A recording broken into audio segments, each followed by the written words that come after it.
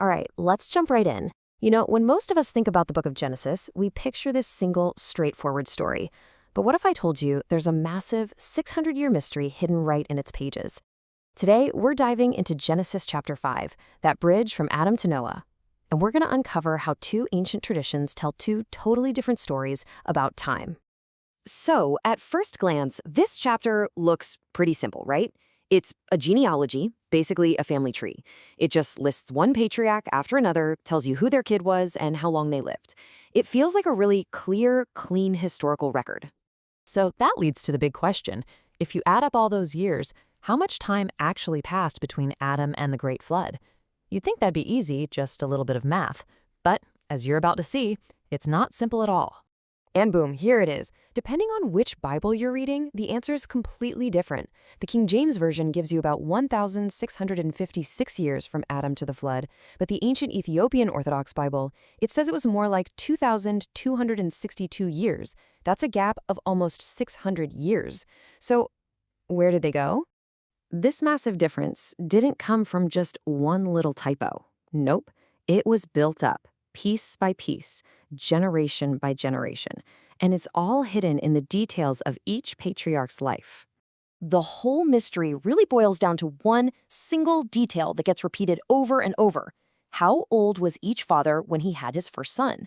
This is exactly where the two traditions split, and it's what creates these two parallel timelines for early human history. And what's so wild is the pattern you start to see.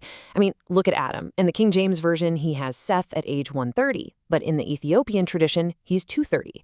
Then you have Seth, who has Enos at 105 in the KJV, but you guessed it, 205 in the Ethiopian. You see what's happening here, right?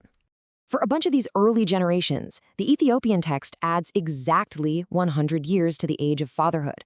It is so clean, so consistent.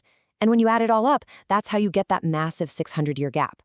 It's way too precise to be just a mistake.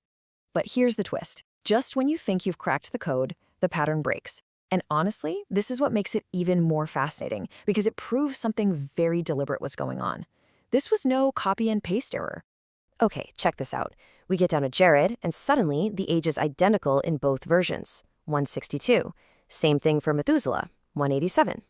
Lamech is only off by 6 years. So why add 100 years to Adam and Seth, but then leave Jared and Methuselah alone? Well, the answer isn't in the numbers themselves, but in the actual source text they came from. And this, my friends, is our big aha moment. To really solve this thing, we've got to go way back in time, long before the King James Bible was even a thought, to the ancient manuscripts that these Bibles were translated from. And here are our two main players. The Old Testament in the King James Version, it comes from what's called the Masoretic Text, which is a Hebrew tradition. But the Ethiopian Bible gets its timeline from a much, much older source, the Septuagint, a Greek translation of those same Hebrew scriptures. Now, the Septuagint is a really big deal. It was translated way back in the 3rd century BCE, and it was the main version of the scriptures that the very first Christians used. Ancient churches, like the Ethiopian Orthodox Church, held on to this text and its timeline for centuries. Now, let's compare that to the Masoretic Text. This Hebrew version was standardized way, way later. We're talking between the 7th and 10th centuries after Christ, so the two timelines we're looking at come from source texts that are separated by about 1,000 years. 1,000! This timeline really just lays it all out, doesn't it? The Septuagint, which gives us that longer timeline, is ancient.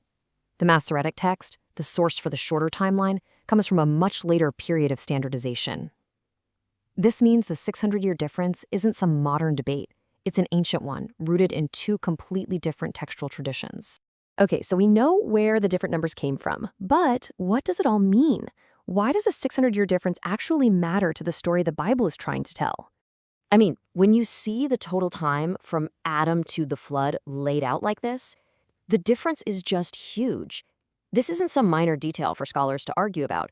This is like rewriting almost a quarter of pre-flood history. It changes the whole picture.